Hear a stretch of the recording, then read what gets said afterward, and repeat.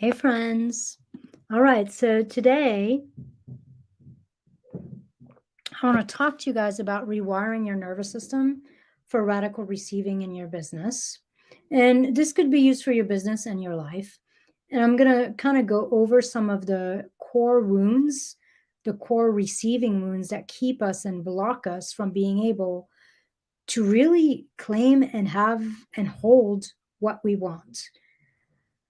For many of us, when we're not getting the results we want in our business, our automatic reaction is to start to focus on strategy. We look at our message, our marketing, our content. We get busy doing more, pivoting, trying different types of strategy. And sometimes that works, but most of the time it actually doesn't work. It actually reinforces the sense that things are hard, that things are blocked, that results are not happening. And the reason that is because when results are slow to come, when they're hard to get, or they're not big enough, like you're working this much and your results are this much, oftentimes it's rarely a doing problem, a strategy issue. It's actually a receiving problem. It's something in us that doesn't feel safe or worthy of receiving. And so it becomes a vicious cycle because the more you do, the more you're reinforcing that things are not working, that things are hard, the more your nervous system starts to contract and block receiving even more. And so what we want to do then is we want to start shifting and noticing and having some kind of awareness of which block is showing up. What is it here that is actually sabotaging my results? What's going on in here so that I can get unstuck out there? One of the things we have to understand is that when things feel hard and they're not really working and we're doing more, that action comes like the motivation behind that action is literally a sense of confusion, a sense of frustration, a sense of lack and scarcity, which leads usually, because the motivator, the seed, leads to the fruit. And so that leads to actually more contraction, more lack, more frustration. And it becomes that ongoing vicious cycle. So it's really important when things are not working to actually pause, to stop, to come back to ourselves, to figure out what's happening inside us that makes success feel scary to something in us, and start to work through that and come back into a place of receivership so that we can start doing not from a place of scarcity, not from a place of feeling lost or confused, but from a place of clarity, from a place of feeling deeply grounded and anchored in our own being, in our own sense of safety and enoughness and worthiness. Because that's the kind of seed, motivation, fuel we want behind every action so that it bears the right kind of fruits.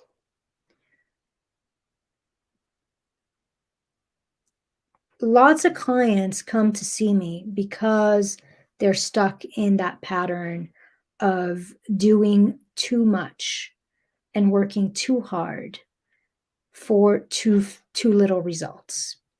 And they're starting to get burned out. They're starting to resent their business.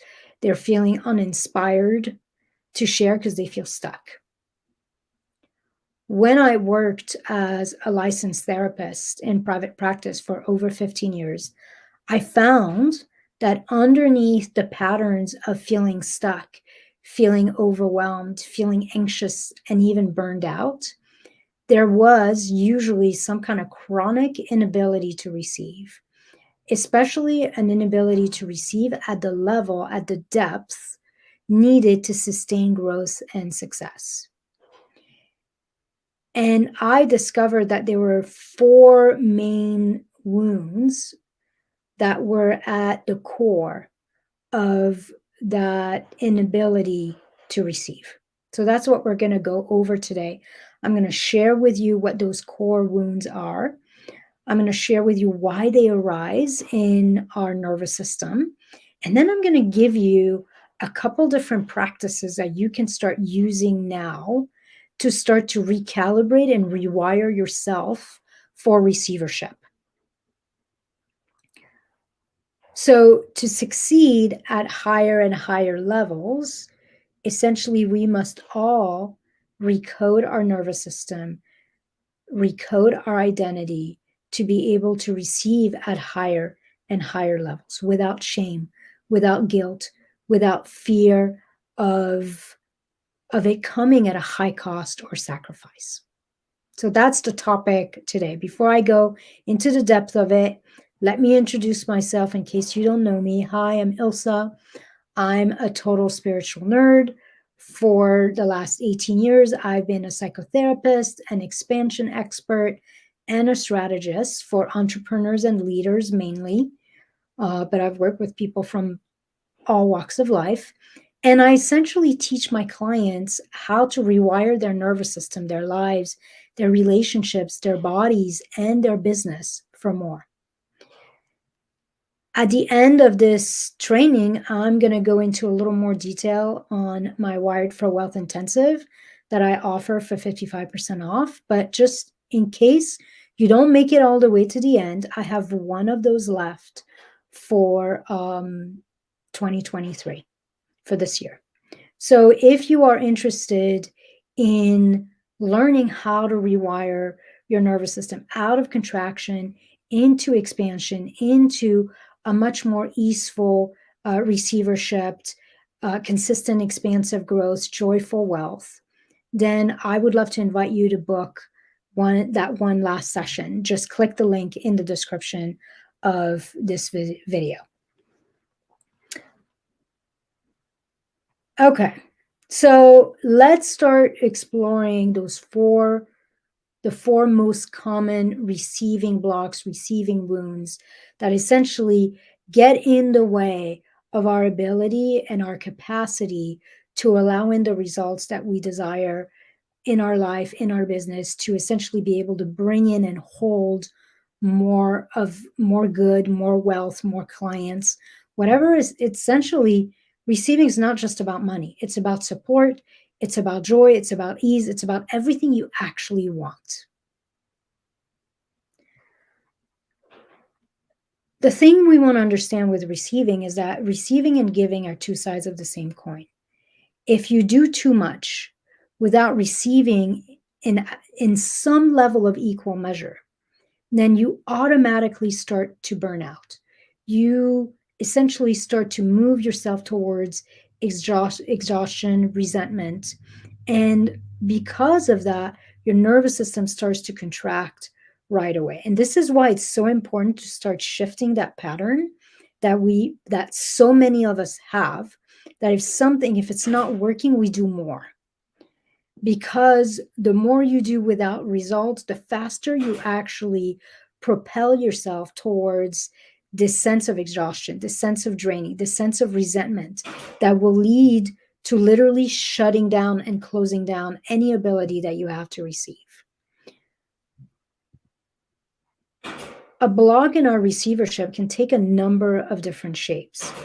And for some of us, it literally means like we're not able to see any results. But another way that it can show up is in overgiving, or not being able to ask for support, being like giving a shit ton of value and not being able to ask for the sale, or not being able to raise our prices or set some clearer boundaries in terms of our time and energy.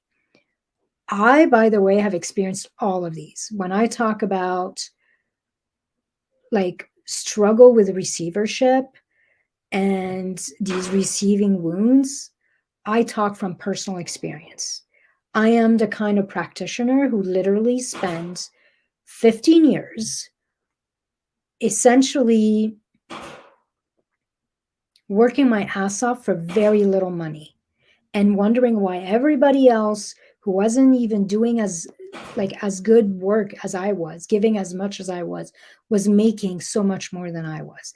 It was only when I started to really look at what's going on in here that things started to shift. I stopped being invisible. I started bringing in client consistently. I started being able to raise my rates without people balking at paying me a little more. And I started being able to create a business that really lit me up and was in total alignment with who I want to be, what I want to do, the kind of money I want to make. So I'm coming to you sharing this not from an academic perspective, but from very much a lived experience of how this shows up in our lives and how insidious it can be. I call myself a lot of the time that I'm in recovery. I'm a recovering people pleaser and overgiver. It's still something I work on all the time because my natural tendency is to ask for very little and to give a whole lot. And in the past, it served me very poorly. So when we're stuck in a pattern where we're doing a lot and we're working hard, but we're not seeing the results that we want, there could be something tangible going on. All right. I'm not saying that your messaging might not be off, that maybe your offer and your marketing isn't clear, that you're not in love with what you're offering. So you're kind of blocking it. Like there could be something tangible happening that you want to look at. But more than likely, if you're working really hard and you're not seeing the results you want, it's because something in you doesn't feel safe or worthy of receiving. Essentially, something in us is creating an imbalance or an inequality between our giving and receiving. It's like we're always breathing out without ever taking a full breath in. At some point, you just can't do it anymore. At some point, you end up asphyxiating. You end up burnt out, drained, dejected. What happens too when you're seeing that you're having to give a lot to receive, what you end up doing is you end up sabotaging your own growth because growing becomes unsustainable for your nervous system. Because everything feels hard, because everything feels like it comes at a high cost, at a sacrifice in terms of your time, your energy, something in you actually doesn't want to grow. Something in you doesn't want to succeed because it just feels like it's a zero-sum game. It feels like it's a lose-lose for you because to get this much, you're going to have to give this much. And that imbalance literally contracts the nervous system and like blocks the flow. It creates resistance. I like to say that resistance is the antithesis to receiving. It's literally the fundamental blockage of receiving. So if there's anything in the way you're in the patterns that you're have in place in terms of receiving, giving, your business model that actually creates that rut, creates resistance, you will block it. You will block the growth, you will block the joyful flow, you will block the abundance. For many of us, we live in a society where we were programmed to be aware of those around us. We were programmed to be aware of their needs, their wants, how we can support them, what we can do for them. Now, if you if you happen to, on top of that, be a spiritual, sensitive, kind of transformational leader, then you have that extra because you got all the spiritual aspect, but we're supposed to really lead and help others and not ask much in return. And so for a lot of us, we were either raised to be natural caretakers or we are natural caretakers. It's just how we're built, or we were literally raised and programmed to be natural caretakers. And that's something we have to shift because We were raised to give. We were raised and wired to output, to breathe out, and not to breathe in. And some of us were actually, and this is where the 4 wounds will come up, some of us were actually raised to feel like taking, receiving, breathing in is dangerous, it's selfish, it means we're taking from someone else. It means we're going to become a target. We're going to get too big for our own britches. And so there is all of this friction that is built into us around receiving. For most of us, we were not taught how to feel safe asking for what we want. We were not taught how to value ourselves and put ourselves first and boldly put ourselves out there. No, we were taught to put others first, to take a step back, to let others shine. We were not taught that our desires are good, that we deserve the world. We were taught to be humble, to not ask for too much. We were not taught that life is infinitely abundant and wants to give to us and that there's more than enough. No, we were taught that money doesn't grow on trees. We were not taught that receiving what we want does not equal to somebody else going without. We were not taught that receiving is as valuable, as needed, as sacred, and as holy as giving, that they're literally 2 sides of the same coin, and that being able to receive powerfully makes you able to give powerfully.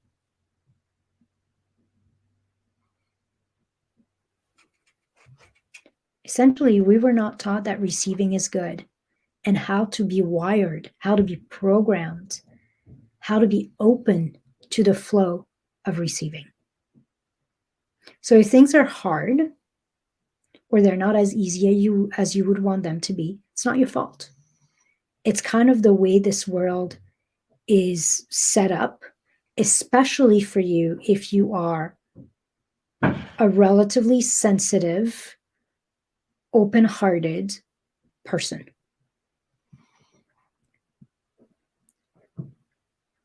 So now let me dive into these 4 main wounds, because many of us were taught the flip side of that. We were taught that wanting, that asking for what we want was not safe, that receiving came at a cost or led to disappointment and shaming or guilt trips. And so we have these innate wounds and blocks inside us. And so here's what I want you to do. As I'm going through these 4 main blocks, main wounds, I want you to pay attention to which one you think you have. And you might have all of them. I have, because you always have them. You just keep working with the parts of you that are wounded. You might have all of them. But usually we have 1 or 2 that are just stronger than the others. And what I want you to pay attention to is any memories as I'm reading them, as I'm describing these wounds, any memories that come up that kind of go with that wound, so that you can start having a map for all the places where you're essentially blocking your receivership. So the first wound or the first block is the wanting block. And this is where we were taught that it's unsafe to want. And by extension, it's unsafe to ask. Because, and usually this wound comes from a couple different places. Either we've been shamed, rejected, or denied when we wanted something, when we asked for something, or we might even have been punished when we dared to want and ask for something that we couldn't have or that our family couldn't provide for us. And so wanting and asking almost starts to become dangerous, like a weapon that's used against us that leads to us feeling disappointed or feeling shame. And so we start to block the flow of desire. Like almost like desire is bad, and we start to actually have an inability to really know what we want. And this is something I work a lot when I start to work with people in the nervous system, because you can't receive if you don't feel safe and clear as to what it is you really want. And the not knowing what we want for many entrepreneurs leads us to creating business models or to selling things that is actually not what we truly want. And we don't even realize that it's not what we want. And so then we don't create a result because we don't actually want to sell what we're selling. We're not in love with what we're providing. We're following somebody else's model, somebody else's guidelines, um, because like our ability to really like be in the flow of desire, to really have access to our own wants is blocked.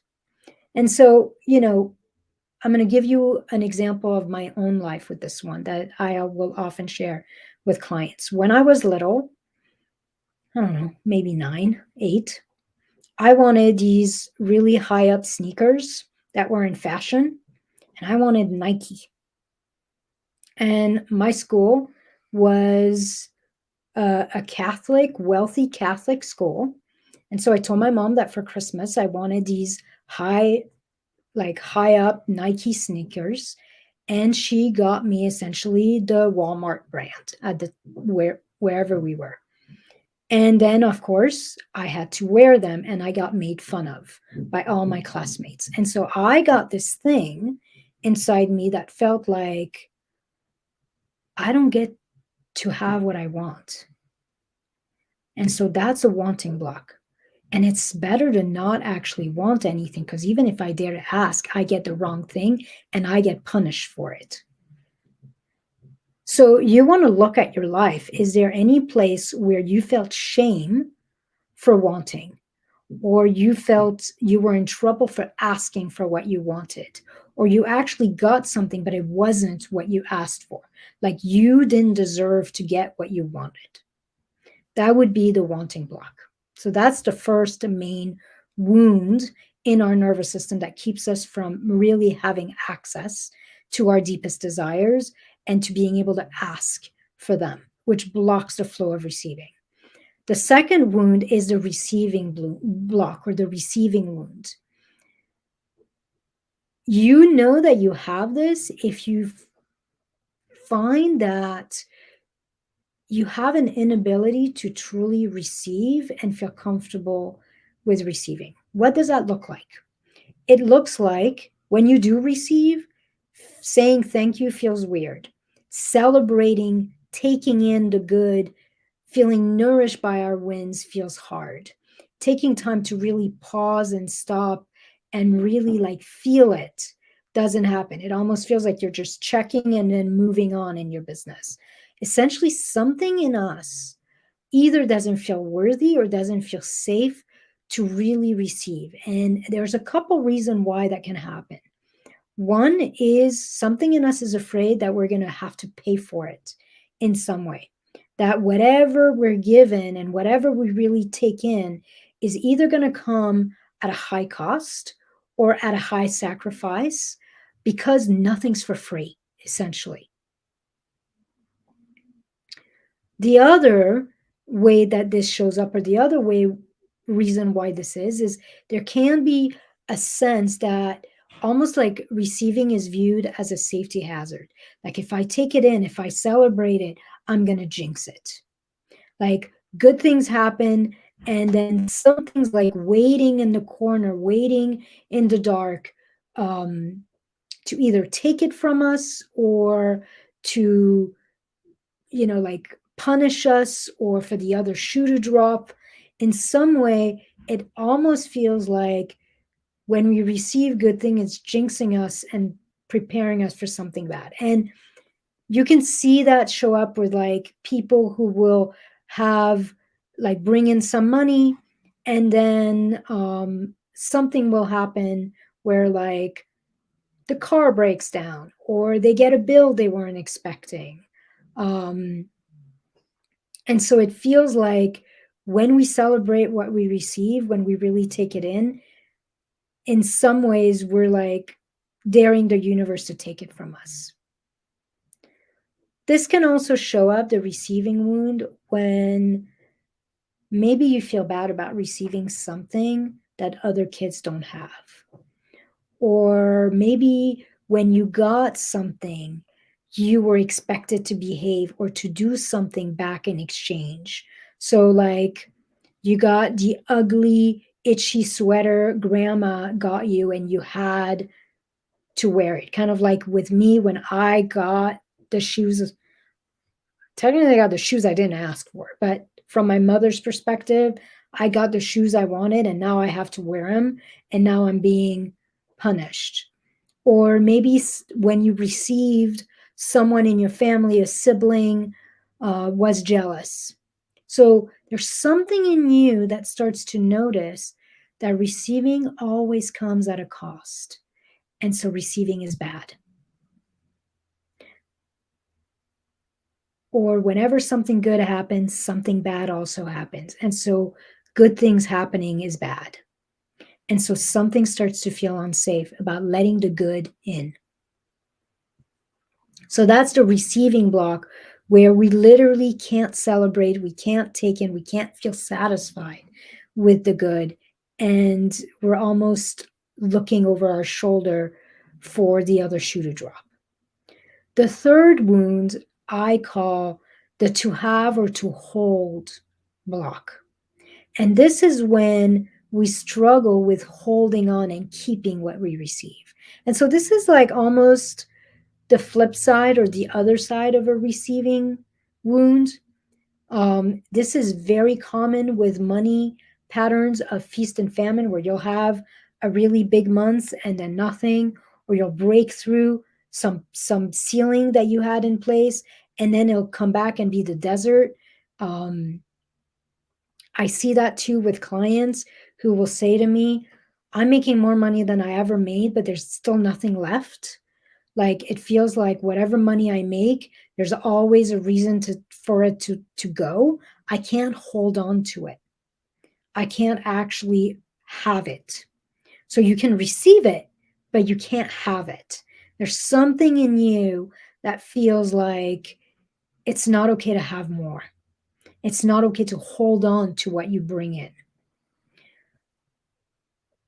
From a psychological, like really wounded nervous system place, sometimes this is related to grief and unprocessed grief. Like if you've had a lot of grief in your childhood, or you've had the experience of having something you really wanted, and then the act of losing it, whether that was a pet, a toy, a parent, and so there's something that gets wired in here that things don't last, and the loss of them is too painful. So it's not worth having them. It's not worth holding on to them because they're going to be taken away anyways. And so you want to look for that. You want to look for any pattern in your past of grief, of feeling like whenever something good has come into my life, it broke or was ripped away from me, or it died, or it abandoned me in some ways. And then you start seeing these patterns in your business where whatever money comes in seems to just slip away like sand through your fingers, or clients come in and you'll get a bunch of new clients, but then a bunch of your old ones start to slip away. And so you never can get ahead.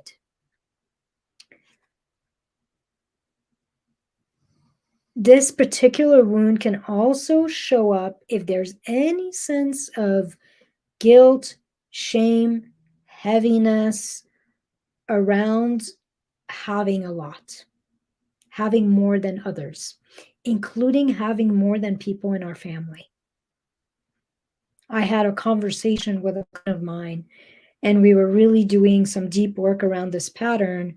And she essentially said to me, she's like, I don't think I can make more money than my husband and not throw my family in like this weird place of friction.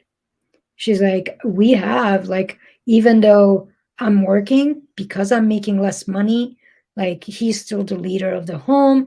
I'm still taking care of a lot of the the stuff with the kids and with food and all of that. If things got flipped, I feel like that would throw our home into some kind of friction.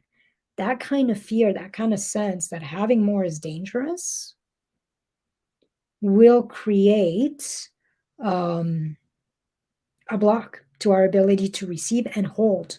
Because it's not just about receiving a lot, it's about having something to show for it, right? So, and you see this, the example I gave in the receiving wound is also very, very alive here. Like, you bring in a bunch of money and then the furnace breaks. You bring in a bunch of money and your teenager crashes the car. You bring in a bunch of money and the dog eats the tennis ball and you end up with a $2,000 vet bill. Like, these are patterns of something in us that says, oh shit, I have all this extra. I need to find a way to get rid of it. So that is the have and hold wound. Now, the last wound I call the expansion block. Some people will call it the success wound, the fear of success. And this is something that shows up. It's related to money, but it's very alive in being seen, visibility. So this wound says essentially, it's not safe for me to be big. That which includes it's not safe for me to have a lot. Now, where this one goes to, there's always a kind of edge that being big, having a lot, makes us a target in some ways. I sometimes have heard this referred to the tall poppy syndrome, where it's always the tallest flowers that gets chopped down. So if people see me, if I'm this big, I'm going to automatically attract attention that I don't want, negative attention. So either people are going to want a piece of us, they're going to want us to share whatever is coming in, or they're going to be threatened by us, or they're going to be jealous of us and criticize and judge us or shame us, or they're going to expect things from us, or they're going to turn against us, or worse, they're going to abandon us. We're going to literally either have to leave them behind or they're going to leave us behind because it's too painful to be this big when they're still small. And so essentially, there's this sense that when we get successful, when we end up having more, when we get big, we will either be rejected or we won't fit in anymore or we won't belong. Which all three of those, when you think about us as a human being, all three of us go directly against our survival. And so something in the nervous system starts to say, don't get too big. Don't ask for too much. Don't hold on to too much. Don't dare to want more, because if you get big, something's bad's going to happen. And so that sense that being big, claiming our expansion, claiming our bigness, having more, is going to make us a target or an outcast in some way, is what starts to block our ability to receive. We don't want to make anybody else uncomfortable. And we also don't want to become a target of that. You see that a lot with, when I work with this with clients, there's a lot around visibility. There's also a lot around family. What if I made this much money? Is everyone in my family going to want me to help them out?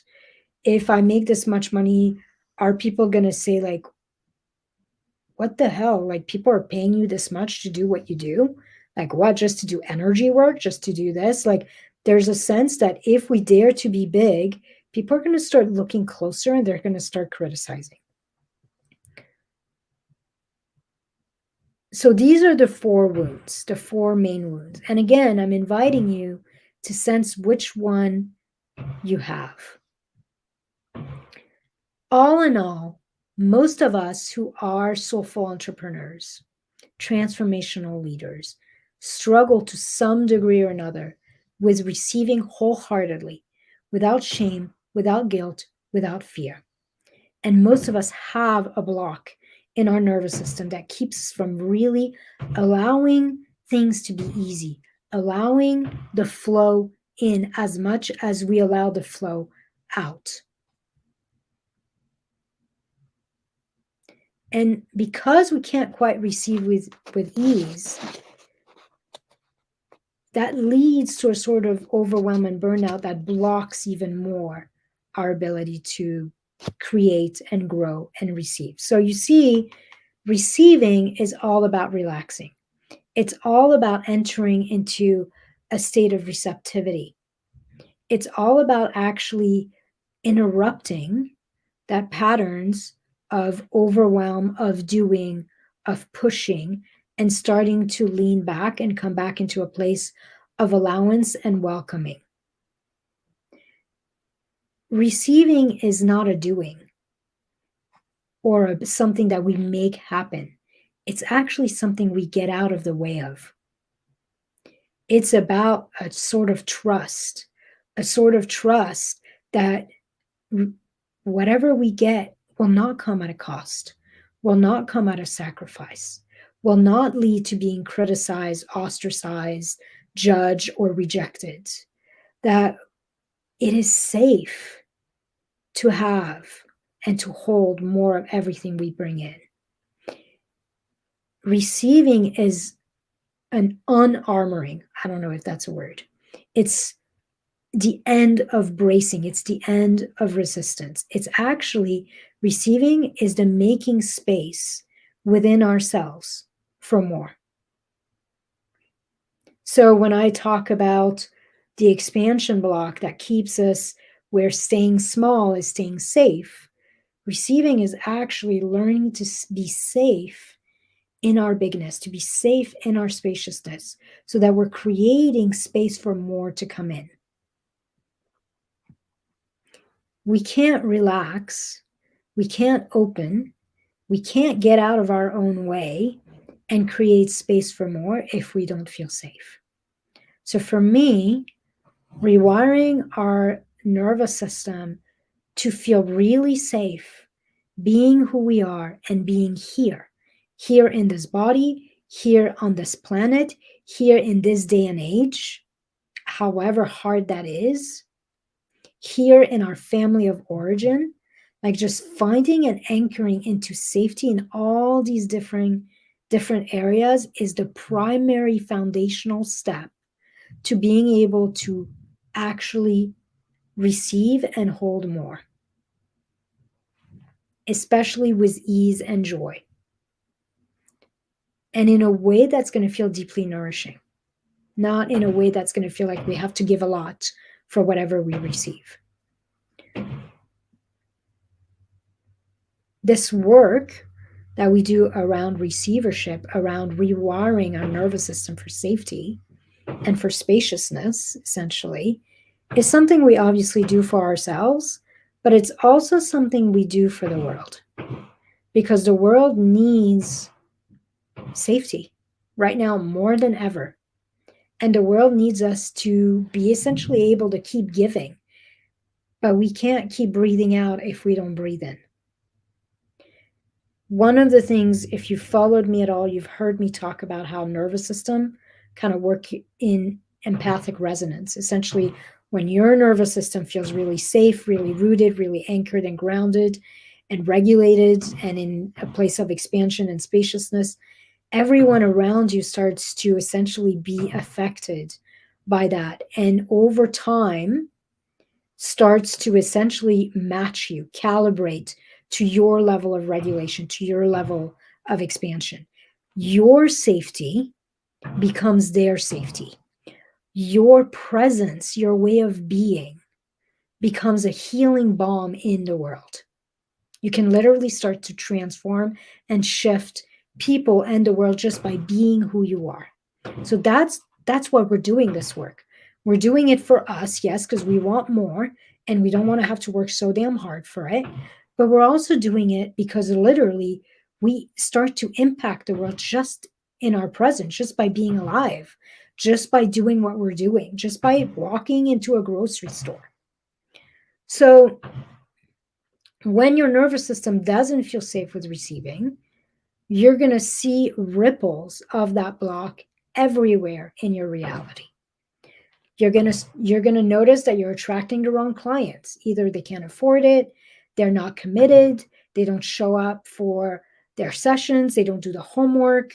Um, Another way you're going to experience this is you're going to feel invisible, like the algorithm hates you. By the way, that's still to some degree a really alive one for me. There's still something in me around expansion and being seen. Thankfully, it hasn't affected my ability to bring in clients. So it's something I've released to some degree, but this is a really common one. Like when we have a receiving wound of some sort, a receiving block, we feel invisible. We feel like no one gets us, no one can see us. Um, and so if that's happening, rather than doing more, like if you're seeing your engagement drop, rather than looking out there, what's wrong with your marketing, what's wrong, start to look in here. Start to look in your nervous system. Is there something in you that doesn't feel quite safe with being seen? Is there something in you that doesn't feel quite safe with being big and being seen in your bigness? When you have a receiving wound, you will find that your marketing just doesn't work the way you want it to work. Opportunities are not showing up, or when they show up, they fall through. Um, the whole process of growing feels hard. It feels like hard work. You will also find that everyone around you is demanding more than feels fair to you. Like rather than receiving support, everyone is kind of like breaching your boundaries a little more. Everyone wants a piece of you, and they're essentially wanting you to give more than they're giving themselves or that they're paying for. Um, so these are patterns. What you will notice that if it's taking a lot of energy, a lot of time to receive back, yes, there could be something strategic going on. And I always look at that with my clients as well. But there's usually something internal going on as well. Essentially, your lived experience, your outer experience, reflects whatever contraction are happening in your nervous system.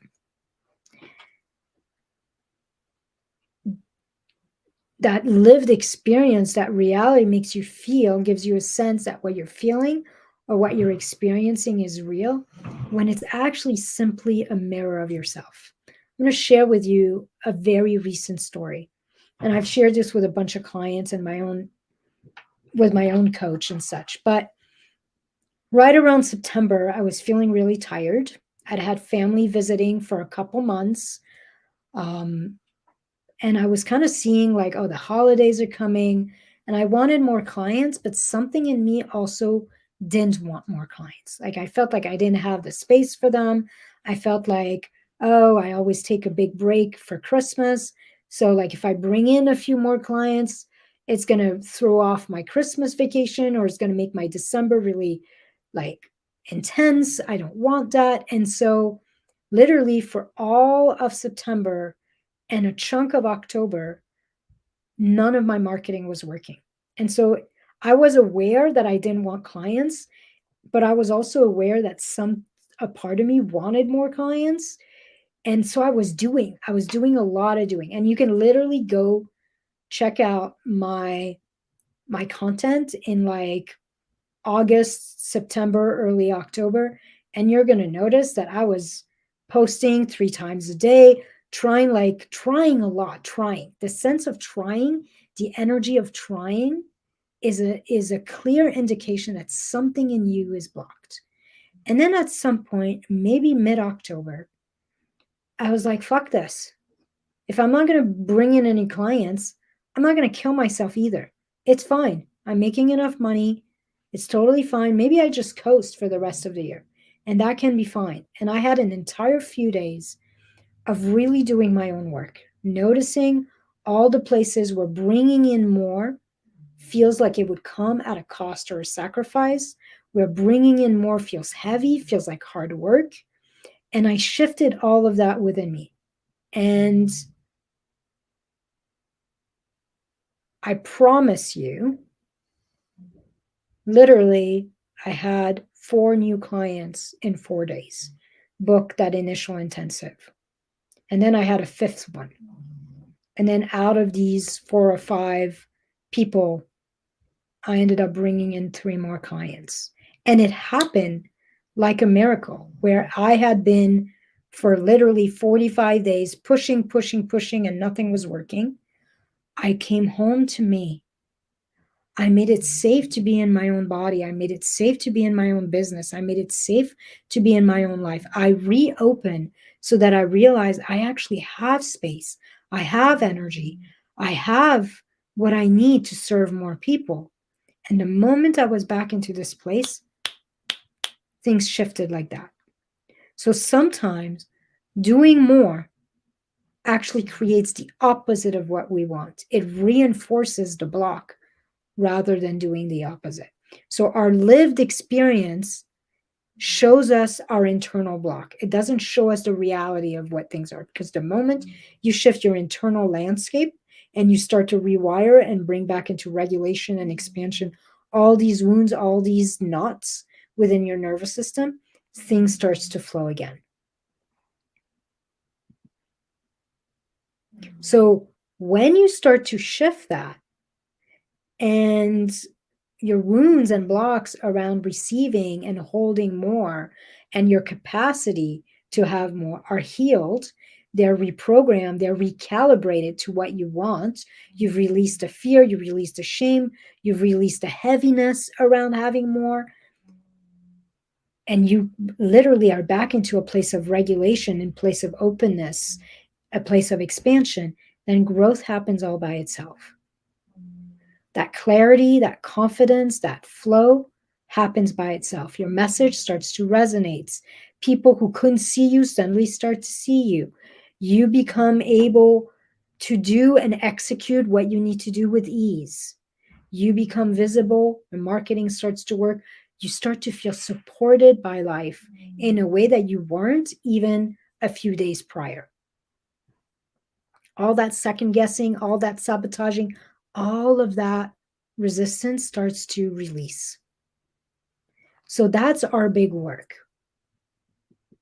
When our nervous system is calibrated and wired for more, wired and calibrated towards receiving, then we become able to operate, to give and receive from a place of deep safety, deep sense of satisfaction, rather than operating from fumes, operating from overwhelm, from scarcity, from fear. All right, so now let me give you a couple things you can start to do in your own, by yourself, in your own body, to start to recalibrate yourself for more. As I've mentioned, for me, the foundation, the first step is always safety. Feeling safe enough to be here fully, to be yourself fully as you are, and to start to take a lot more space. You want to notice where you're making yourself small, and you want to start to open. And I mean that literally and tangibly. Receiving is actually an allowing. It's not a doing. It's a receiving. It's an allowing. It's a welcoming. So it happens when we feel so safe in our own skin, so in trust with our own self and with life and with this moment, so filled and certain in our own unconditional worthiness and deservingness, that we're able to just relax. We're able to relax so much that everything opens within us. And we start to essentially have energetic and physical space to receive. I'm going to give you this metaphor with receiving. I think of this sometimes. This is actually one of the expansion hacks I have in my program. But like when you think of like angling your face up to the sun, like the rising sun, like maybe it's a cold early morning and it's kind of chilly and the sun's coming out and it's beautiful, and you just bring your face up and you let, like, you feel the warmth of the sun, you feel the light behind your eyelids. There's an opening that happens when you're doing that. You're not trying to go grab the sun rays. You're not like grasping for it. You're not going towards it. You're leaning back and letting them come to you. It's an opening, it's a welcoming, it's a waiting and being available for the warmth. And it's a sort of trust. You have no doubt that if you lean back and you open yourself, the warmth of the sun will reach you. You trust that it's going to come to you, that it's going to feel good, that you don't have to work hard for it, that you don't have to do anything to get it, that you don't have to brace yourself against it. It's all about opening, and receiving is just like that. It's about becoming open, becoming receptive, and trusting that what you want is already on its way to you, that the good is already on its way to you, as long as you're out of the way and you're open, available to receive it. So, this could even be a practice. Like, start to pay attention for all the ways that you're going towards something rather than leaning back and letting it come to you. I'm thinking like even of like a scared animal. You don't like rush to a dog that's hiding in a corner somewhere. You sit, you lean back, and you just have your hand open and you let it come to you. And that's what makes it safe. It makes it safe for you, and it makes it safe for the dog to come to you. Every receiving is that way. It's got to feel safe for everything. It's got to feel safe for you. It's got to feel safe for money. It's got to feel safe for your client. That energy of leaning back and being welcoming is part of that safety. So the first step is always to claim and deeply access within yourself your right to exist, your right to be here, your right to feel safe and to take more space. So that's the homework I'm going to give you. And I'm going to show you a few ways you can do that to start to literally relax into expansion. So here are a few examples.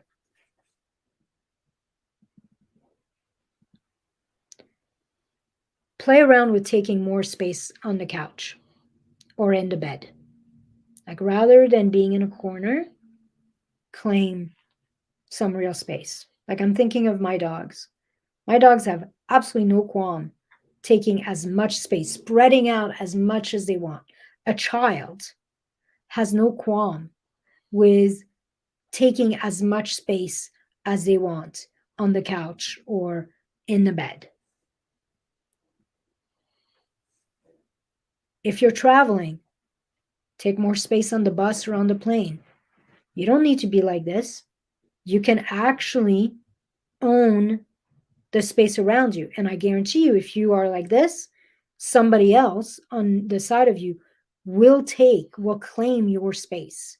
So embody your own space and feel like you have a right to be here. You have a right to your whole space. This is something I'm bringing this up as an example. Most of you don't know this because we're seeing each other through, Facebook and camera, but I'm very small. I'm literally 4'8", 80 pounds soaking wet. And I always have people around me in the plane that think that because I'm so small, they have a right to put a foot on in front of me. They have a right to put their arm on my like armrest. It's almost like because I'm small, they have a right to my space. And I had to work on being like, no, I paid for this seat. I have a right to my armrest. I have a right to the space in front of my seat. And you don't get to just claim it because you're bigger than me. I am big in a different way. And so that's our work, to be big in our life. Now, here's other ways you can start to claim more space and start to feel the sense of your right to exist and to be here exactly as you are. Take more space in conversations with friends, with your partners, like essentially being louder, being more opinionated, being prouder in your own opinions. Take more space in the shower, spread out, savor it. Like taking more space is not just about physical space, it's about taking the time, It's about really savoring it. It's about not rushing. Take a bigger portion of food rather than making sure everybody else has what they need and you get the leftover. Maybe you serve yourself first and you make sure that you're meeting your own needs unapologetically. Essentially, learn to feel safe and comfortable having more, being more, welcoming more into your life, both in terms of quantity and in terms of quality, the experience of it, the savoring of it. Now, from more of a spiritual practice, you can pay attention in meditation or even in bed at night and start to become aware of any kind of chronic tension in your body, any place where you're bracing, where you're armored, where you're holding, where you're tight, and start to slowly send love and safety to this part of you that don't feel quite safe opening, relaxing, and just start to expand your body so that you can start to feel the flow of energy. You can't feel the flow of the current of money of clients if you can't feel your own flow of energy. And so energetically start to expand and spread and start to feel safe with not armoring, not bracing, opening, relaxing. I even have a simple practice where you could literally breathing in, saying yes, and breathing out, saying thank you, and just like releasing any resistance as you breathe out and welcoming, saying yes as you breathe in. So we're working with physical space. We're working with the space of our voice, being louder, asking for what we want, being opinionated. And we're working with energetic space, embodying all of your space, becoming energetically larger, fuller of yourself in all the best way possible. So these are some of the ways that you can start to work outside of doing my Wired for Wealth intensive, in which I actually teach you step by step my hatching process that brings you out of contraction and back into expansion and essentially makes it super safe for you to be you and for you to receive. If you want to know about that, then click the link in the description. But everything I just gave you is a way of starting to rewire and recalibrate yourself for more and start to feel safe with more. And not only safe, but deeply satisfied. All right, so that's what I have for you. Let me take a minute now to give you my last call to action. So if you want to find out more about shifting and anchoring yourself into this deep sense of safety, moving out of contraction, out of tightness, into a place of expansion, a place where you're able to receive and your identity and your business are being rewired for peaceful, consistent growth, for easeful receiving, for joyful wealth, then let's have a session together. And let me take you step by step through my process. I created my Wired for Wealth intensive. It's 90 minutes, one-on-one with me. And for anyone who's new to me and hasn't had this intensive before, it's 55% off. So it's $149. During this intensive, we explore and figure out what are the unique nervous system wounds and blocks that are holding you back from being able to grow and receive at the level that you desire. And then I teach you my proprietary hatching process. Step by step, I show you how to bring your nervous system out of that place of contraction back into expansion so that you can use this in every single area of your life. Together, the aim is to start to unlock the power of your nervous system and your brain to bring about a whole new experience of creating, receiving, and having more in your life and in your business. And to do it in a way that truly nourishes and delights you. It's not just about like your bank account. Your bank account is part of it, but it's how to fill, how to bring in money, how to bring in clients, how to bring in support in a way that's going to really honor all of you and feel deeply supportive to all of you. Because from my perspective, if you have huge success, but you hate your life, it's not success and it's not sustainable. And then at the end of this Wired for Wealth Intensive, if you want to do more work with me, then I'll give you a couple options. So this is not a sales call in any kind of way. It is an expansion experience. And you can experience the whole process at more than half off for 149 by clicking the link in the description. And then I'm going to leave you with this. I want you to remember that you are the most peaceful and powerful force in your life and in your business. Everything you need to succeed is in here already.